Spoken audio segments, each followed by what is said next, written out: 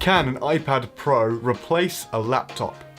In the last couple of years, Apple has really been pushing the iPad Pro. The first major thing is that the iPad Pro runs iOS, which is a mobile operating system.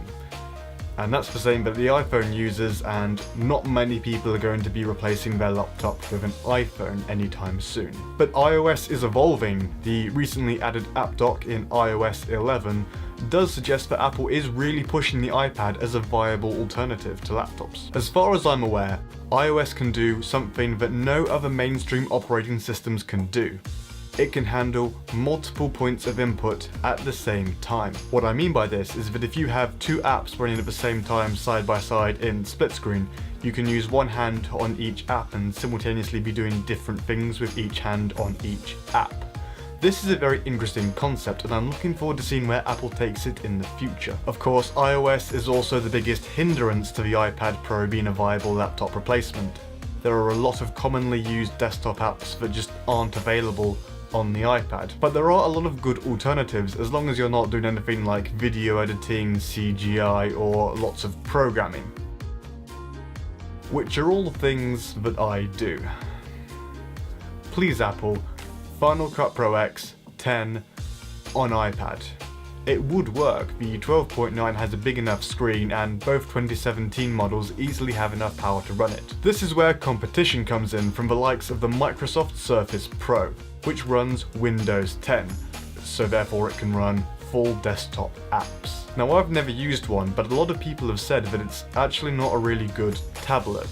If anything, it's a laptop with a removable keyboard, because the on-screen keyboard is pretty rubbish. And anyway, it's not like Microsoft Surface Pro has enough power to handle intensive video editing or computer animation. Windows 10 is nowhere near as optimized for the Surface Pro as iOS is for the iPad Pro. So this means that the iPad has a much better user experience. The processing chips that Apple is starting to put in their modern iPads and even their iPhones are becoming really powerful and actually really efficient. In some benchmarks, the 2017 iPad Pro actually outperformed an i7. A mobile i7, but still, that's pretty impressive. As Apple make iOS and they also make the processing chips that go inside the iPad, it means they can integrate and optimize the two to work really well together, which is something that you will never get with Windows. The iPad Pro also has some interesting hardware.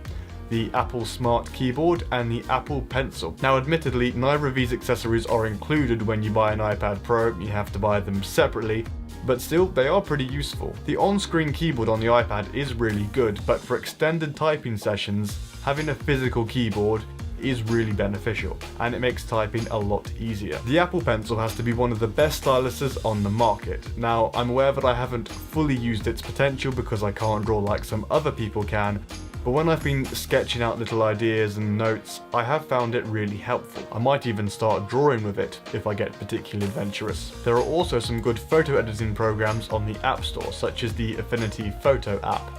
That seems to have very good compatibility with the iPad Pro, and if I get into some photo editing, then I'll give that a try. Being a tablet, the iPad Pro is thinner, lighter, and has better battery life than most other laptops. That might not sound like such a big deal, but I found that it's much more portable and much more convenient to use a tablet than a laptop. And since getting my iPad Pro, I haven't used my laptop that much at all. Using an iPad is always nice and simple. Sometimes a bit too simple, but I'm enjoying what Apple is doing, or at least trying to do, and I'm looking forward to seeing where it goes in the future with the iPad Pro. From what I can tell, Apple seems to be moving further away from a world where you need to worry about where your files are saved and all the stuff that's going on behind the scenes. You can just focus on doing what you want to do. This approach to an operating system can sometimes feel a bit limiting, but I think it's the start to a new, easier and more intuitive way to interact with technology, and that's usually at least a good thing. For now, the iPad Pro isn't quite a laptop replacement, more of an alternative, should we say. If you want a device to browse the internet, watch Netflix, do a bit of emails, write some documents, and potentially some photo editing or drawing, then the iPad Pro may be for you. If you found this video helpful, then please consider leaving a like and subscribe so as not to miss any new videos, and I will see you later.